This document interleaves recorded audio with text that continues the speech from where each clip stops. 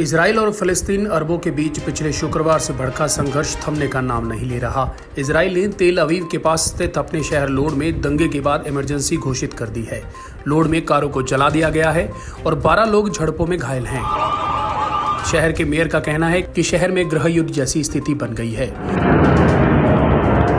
Load शहर में हिंसा इजरायली अरबों के प्रदर्शन से शुरू हुई और देखते ही देखते दंगे में बदल गई, जब प्रदर्शनकारियों ने पुलिस पर पत्थर बरसाए और पुलिस ने उनके खिलाफ बल प्रयोग किया। प्रदर्शन एक इजरायली अरब व्यक्ति के जनाजे के बाद शुरू हुआ, जिसकी एक दिन पहले झड़प में मौत हो गई थी।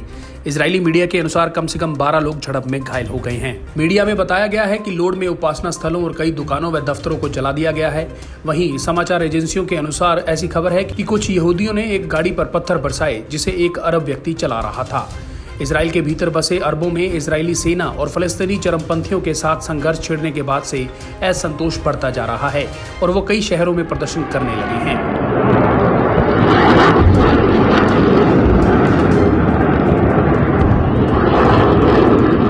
इससे पहले संघर्ष की ताजा घटना में फलस्तीनी चरमपंथियों ने कहा था कि उन्होंने इजराइल के शहर तेल अवीव पर 130 मिसाइलें दागी हैं। उन्होंने ये हमला गाजा पट्टी में एक इमारत पर इजरायली हमले के जवाब में किया। भारत में इजराइल के राजदूत ने बताया कि हमास के हमले में एक भारतीय महिला की मौत हो गई है। समाचार एजेंसियों के अनुसार इजराइल ने गाजा पट्टी में 13 मंजिला एक अपार्टमेंट पर हमला किया।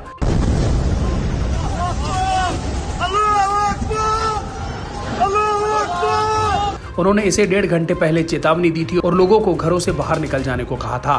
इजरायली सेना का कहना है कि वो अपने इलाके में रॉकेट के हमलों के जवाब में गाजा में चरमपंथियों को निशाना बना रहा है। बता दें कि 2017 के बाद से मध्य पूर्व में दोनों पक्षों के बीच भड़की सबसे गंभीर हिंसा में अब तक कम से कम 31 लोगों की जान जा चुकी है। सैकड़ों लोग घायल हैं। इजराइल क्षेत्र में 3 लोगों की मौत हुई है। वहीं इजरायली हमले में अब तक कम से कम 28 फलस्तीनी मारे जा चुके हैं। फलस्तीनियों का कहना है कि हमले में कई बच्चों की भी मौत हुई है।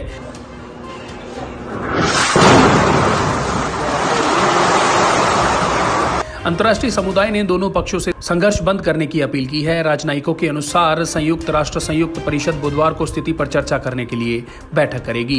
बता दें कि संघर्ष का ये सिलसिला यरूशलेम में पिछले लगभग 1 महीने से जारी अशांति के बाद शुरू हुआ है। इसकी शुरुआत पूर्वी यरूशलेम से फलस्तीनी परिवारों को निकालने की धमकी के बाद शुरू हुई, जिन्हें यहूदी अपनी जमीन बताते हैं और यहाँ बसना चाहते हैं। इस वजह से वहाँ अरब आबादी वाले इलाकों में प्रदर्शनकारियों और पुलिस के बीच झड़पें हो रही हैं। शुक्रवार को यरूशलेम की अल अक्सा मस्जिद के पास प्रदर्शनकारियों और पुलिस के बीच कई बार झड़प हुई। अल अक्सा मस्जिद के पास पहले भी दोनों पक्षों के बीच झड़पें होती रही हैं, मगर पिछले शुक्रवार को हुई हिंसा पिछले कई सालों में सबसे गंभीर थी। आपात सेवाओं और पुलिस का कहना है कि इसमें 200 से ज्यादा फलस्तीनी और कम से कम 27 इजरायली पुलिसकर्मी घायल हो गए। फलस्तीनी यरूशलेम की अल अक्सा मस्जिद में जाने पर लगाए गए प्रतिबंधों से नाराज रहते हैं। अल अक्सा को इस्लाम में तीसरी सबसे पवित्र जगह माना जाता है, जो यहूदियों के पवित्र स्थल टेम्पल माउंट के बगल में स्थित है। इस वजह से ये परिसर यहूदियों के लिए भी एक महत्वपूर्ण धार्मिक स्थल है।